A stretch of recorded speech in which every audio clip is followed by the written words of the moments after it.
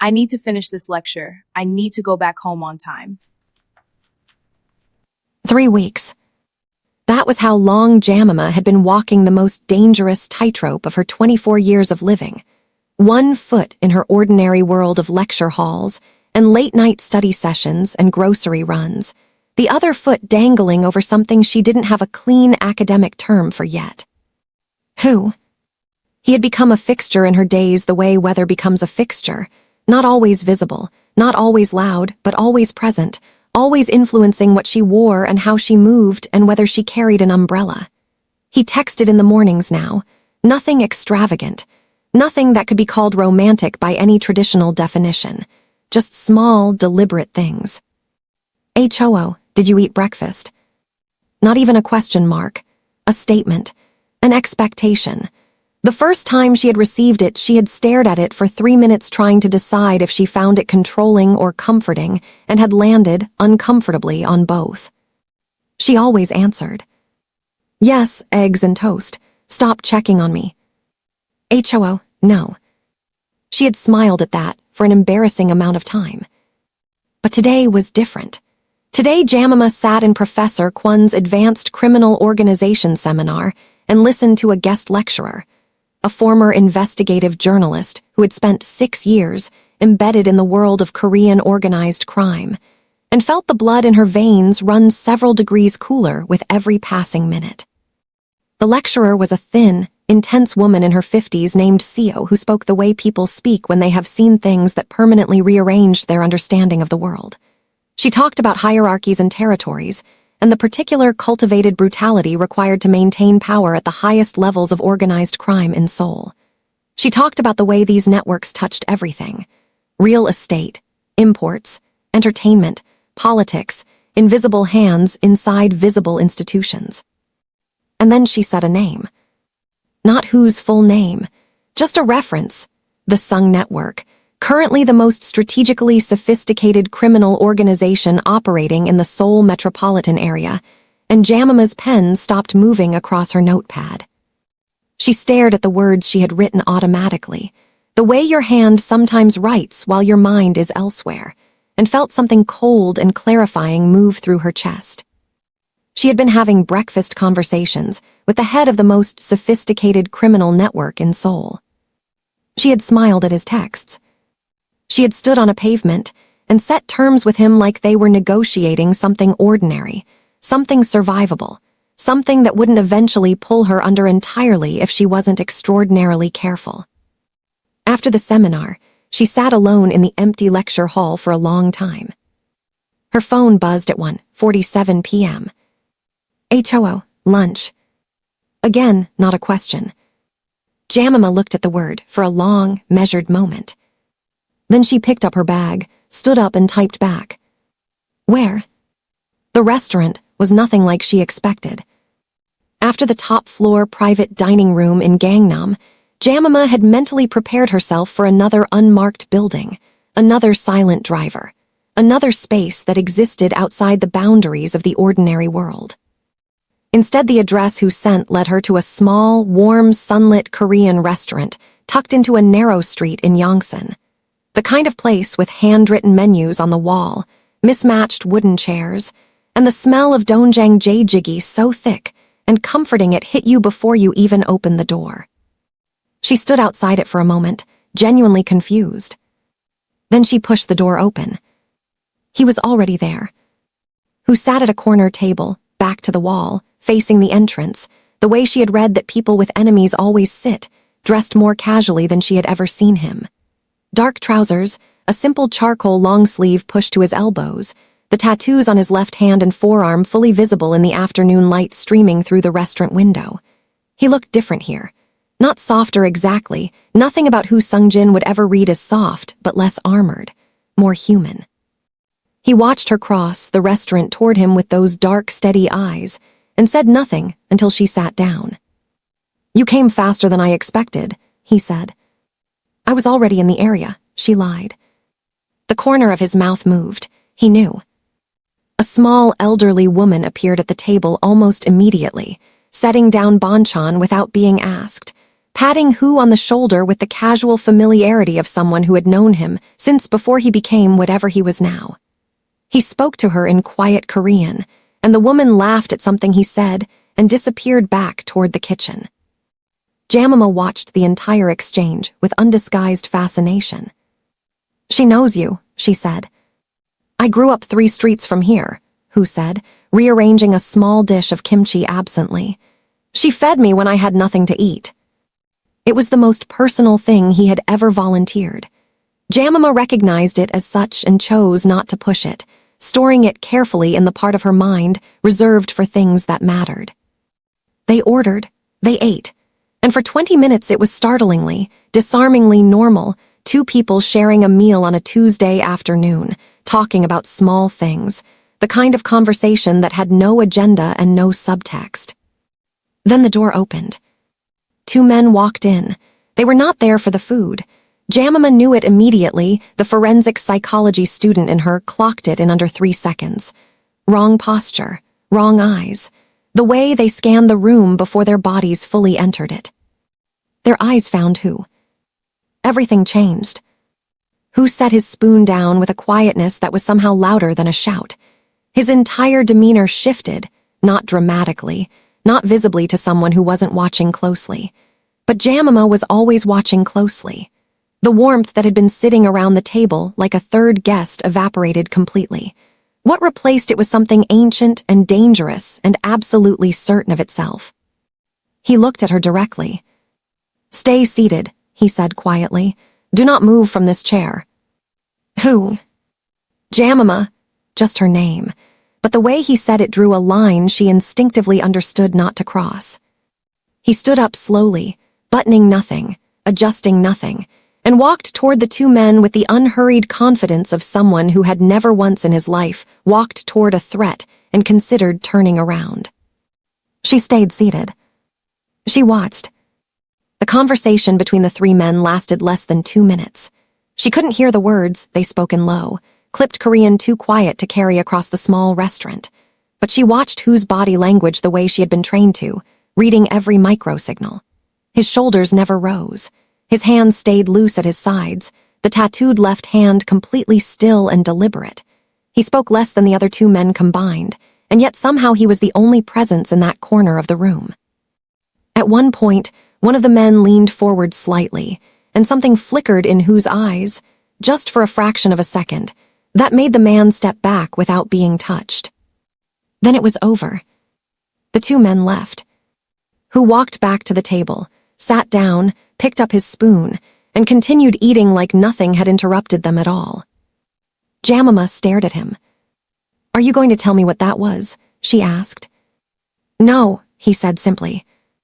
"Are you going to tell me if I'm in danger?" He looked up at her then, and something serious and unguarded moved across his face. "You are never in danger when you are with me," he said. "That is the only thing about my world I will promise you without conditions." Jamima held his gaze across the mismatched wooden table, the banchan between them, the smell of jade jiggy still hanging warm in the air, and understood that she had just witnessed something most people never saw and lived to process quietly over lunch. She picked up her own spoon. "This soup is really good," she said. Hu looked at her for one long moment. Then he said, "I know." And just like that, the warmth came back. She was followed on a Thursday. Jamima noticed it the way she noticed most things, quietly, peripherally, without giving any external indication that she had noticed at all. It was a skill she had developed long before forensic psychology gave it a name. Growing up the eldest of 4 in a loud household where reading the room was a survival tool had sharpened something in her that academia had simply refined. The man had been behind her since she left campus. He was average in every calculated way, average height, average clothing, the kind of face that dissolved into a crowd the moment you stopped looking directly at it. But he maintained exactly the same distance between them across 3 blocks and 2 turns, and when she stopped to pretend to check her phone outside a convenience store, he stopped too. He examined a street food cart with the commitment of a man who had absolutely no interest in the food. Jamima bought a bottle of water inside the convenience store, took her time, and when she came back out, she turned in the opposite direction of her apartment. She texted Who without breaking her stride. Someone is following me. Average height, gray jacket, dark cap. Been behind me since Hongik University Station. The response came in 14 seconds. HOO, keep walking. Do not go home. Turn left on Wasson Row. Someone is already coming. She turned left on Wasson Row. Her heart was beating faster than she wanted to admit, but her steps were even, and her face was composed, and she kept her eyes forward like a woman who was simply going somewhere, not a woman whose entire understanding of the consequences of her choices was crystallizing rapidly on a Thursday afternoon in Mapogu. A black car pulled smoothly to the curb beside her less than 4 minutes later. The rear door opened from the inside. She got in without hesitating. Who was already inside? He looked at her face first, a single swift assessment, checking her the way you check something precious for damage. Then he looked past her through the rear window. His jaw tightened almost imperceptibly. He's still there, she said. Not for long, Who replied. She didn't ask what that meant. She was becoming fluent in the language of things she was better off not asking about. The car moved. Who sat beside her in the leather quiet, and for a moment neither of them spoke. His left hand rested on his knee, tattoos dark in the dim interior, and she watched his fingers, completely still, completely controlled, and thought about how that stillness was not calm. It was something far more focused than calm. It was the stillness of a man deciding things. How did they find out about me? She said. It was not quite a question. My world watches who I watch, he said. And you've been watching me. Since the first text, he said without apology. Jamima absorbed that. She thought about the past 3 weeks, the morning texts, the lunches, the pavement conversation, the way she had started looking for the black car on her street without admitting to herself that she was looking for it. She thought about how seamlessly he had moved into the edges of her life and how little resistance she had genuinely offered after the first night. Who sent him? She said. Who was quiet for a moment. A man named Beek, he said finally. He runs operations in the west of the city. He has been looking for leverage against me for a long time. And I'm leverage. He turned to look at her then, fully, directly, with an expression that was more unguarded than anything she had seen on his face across all their meetings combined. You were not supposed to become anything, he said quietly. That was not the intention. What was the intention? Dinner, he said simply. One dinner to see if you were real. And am I? The car moved through Seoul traffic, the city sliding past the tinted windows in streaks of light and color, and Who looked at her with those dark, steady eyes and said nothing for long enough that the silence became its own answer. I need to move you, he said finally. Temporarily, your apartment is known now. Jamima straightened. Absolutely not. I have classes. I have a thesis deadline in 3 weeks. I'm not disappearing because some man in a gray jacket. Jamima. No. She turned to face him fully, and the force of her own certainty surprised even her. You told me on that pavement that if I wanted to walk away, you would let me go. I am not walking away. But I am also not going to let this swallow my entire life. So you need to find another solution. Who studied her face for a long, measured moment. Something shifted in his expression, not defeat, not frustration. Something that looked almost like respect, arriving in a man who already had considerable respect for very few things. There is a building, he said carefully. 2 streets from your university, secure, you would keep your routines entirely. Classes, library, everything. You would just sleep somewhere safer until this is handled. How long? 2 weeks, maybe less. And Beek, whose eyes moved back to the window. The Seoul streets reflected in them, golden and endless. Beek, he said quietly, is being handled. Jamima looked at the tattoos on his left hand. She thought about the 2 men in the restaurant. She thought about 14 seconds and a car appearing from nowhere on Wasson Row. Okay, she said. Who looked back at her? Okay, he repeated, like the word tasted different coming from her. Outside, Seoul kept moving. And somewhere in the west of the city, a man named Beek had absolutely no idea that the woman he had just tried to use as leverage had looked the most dangerous man in Seoul in the eyes and told him no, and that the most dangerous man in Seoul had listened. The apartment was not what she expected. Jamima had braced herself for something cold and utilitarian, a safe house in the truest functional sense, bare walls and basic furniture, and the general atmosphere of a place designed for survival rather than living. What she walked into instead stopped her in the doorway for a full 5 seconds. It was beautiful. Warm timber floors, floor-to-ceiling windows overlooking a quiet tree-lined street, a kitchen stocked with more food than her own apartment had seen in 2 years, bookshelves lining the entire eastern wall filled with titles in Korean, English, and Japanese. A deep cream sofa faced the windows. Fresh flowers, white and yellow, simple and unshowy, sat in a vase on the dining table like someone had placed them there recently, like someone had been expecting her. She turned to look at who stood just inside the doorway watching her take it in. "You prepared this," she said. "My people prepared it. You told them to." He said nothing, which was the same as saying yes. Jamima set her bag down slowly on the cream sofa and walked to the bookshelves, running her fingers along the spines. English titles she recognized: criminal psychology, behavioral analysis, a few novels she had been meaning to read for months. She pulled one out and looked at the back cover, then looked at him. "You found out what I read," she said. "I found out a lot of things," he said quietly. "Before dinner, before I sent the car. You investigated me. I protect myself. By reading my book preferences. By understanding who I was inviting into my space." He moved further into the apartment, hands in his pockets, stopping near the kitchen counter. "You were a stranger who had my private number. In my world, that is not a small thing." Jamima replaced the book carefully. "How did I get your number? You never explained that." He was quiet for a moment. "One of my men used that phone briefly, months ago. He gave the number to someone who gave it to someone else." His jaw tightened slightly. "The chain was longer than it should have been. It has been addressed."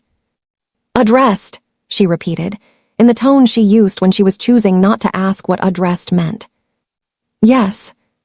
She turned from the bookshelf and looked at him across the warm, carefully prepared apartment, at the man who had investigated her before meeting her, who had stocked her temporary home with her favorite books, who had appeared in a car in 14 seconds when she was being followed, who ran the most dangerous criminal network in Seoul and made sure an elderly restaurant owner still felt comfortable enough to pat his shoulder. "You are the most contradictory person I have ever met," she said.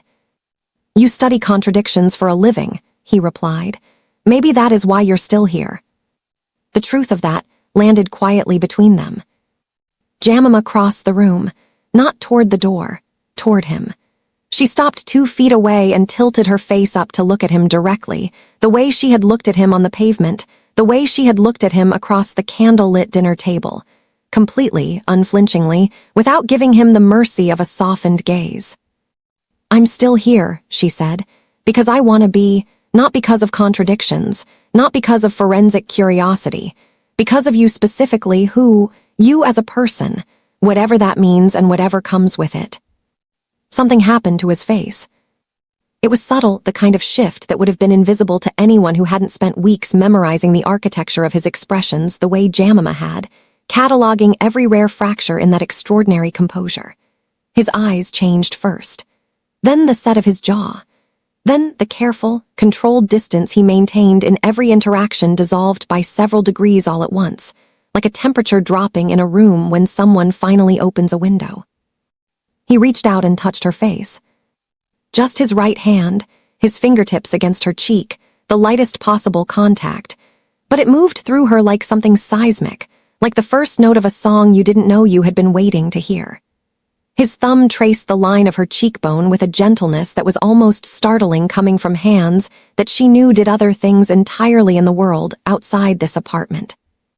"Jamima," he said, just her name, but full of everything.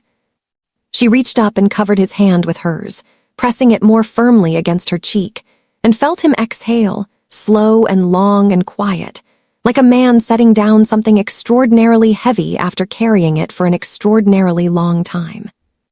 "Say it," he said softly. She knew exactly what he meant. She had known since the elevator, since the pavement, since 14 seconds and a black car on Wasson Row. She had been carrying those 3 words back to him since the night she accidentally sent them, waiting for a moment that was real enough to hold their weight. This was that moment. Jamima looked up at who, at the tattoo climbing his neck, at the dark eyes that had been steady and certain since the very first text, at the rare and devastating realness of his expression right now, and she said it. "I love you." Not an accident this time. Not a wrong number. Not a message meant for someone else. His forehead came down to rest against hers, and in the warm quiet of the apartment he had filled with her books and her flowers and every small thing he had learned about her before he ever saw her face. Woo Sung-jin, the most dangerous man in Seoul, closed his eyes like a man who had finally found the one thing his empire could never give him. And outside, the city moved on, indifferent and glittering. But inside, everything was still.